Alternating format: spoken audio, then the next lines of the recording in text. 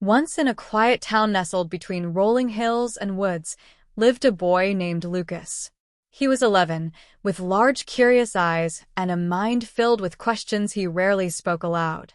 Lucas wasn't like the other children. He didn't run in packs or play rough games. He spent most of his time indoors, staring at the walls or the sky, wondering why he always felt a little off.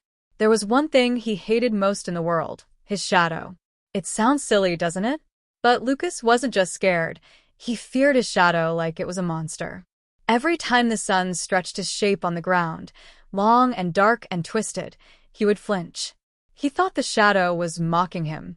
He believed it followed him not out of loyalty, but because it knew something terrible about him that even he didn't understand. At school, Lucas kept to himself. The other kids didn't bully him exactly, but they called him the ghost because of how quietly he moved and how often he avoided sunlight. He even started wearing hats and oversized hoodies to cover his face from the sun, anything to make his shadow smaller. One cloudy afternoon, Lucas sat alone on a park bench while other kids played in the distance.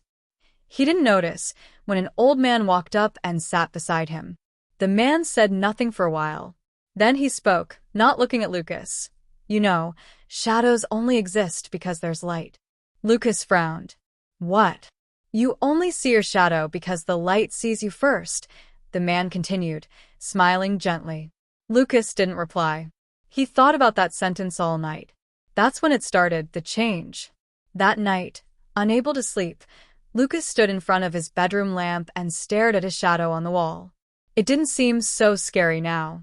Just a shape, his shape. For the first time, he lifted his hand and waved at it. To his shock, the shadow smiled back. Lucas blinked.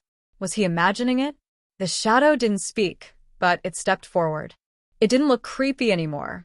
It looked kind, gentle, like a version of himself that knew things he didn't yet understand.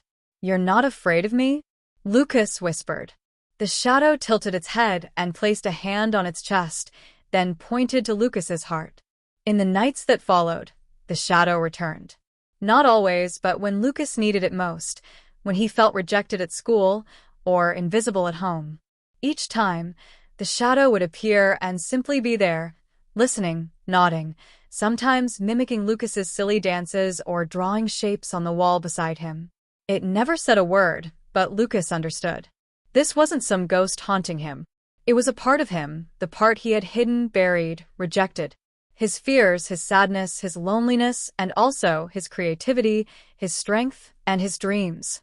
The shadow helped Lucas start drawing again, something he loved but had quit when his art was once called too weird.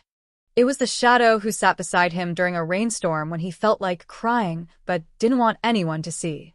One day, during school art class, the teacher asked the students to draw something that represented who they really were. Lucas hesitated, then smiled. He drew a boy holding hands with a smiling shadow. The teacher was silent for a long time. Then she said, This is beautiful." Lucas's heart raced. For the first time, he didn't feel ashamed. He didn't hide from the light. When he walked home, he saw his shadow beside him, and this time, he smiled back.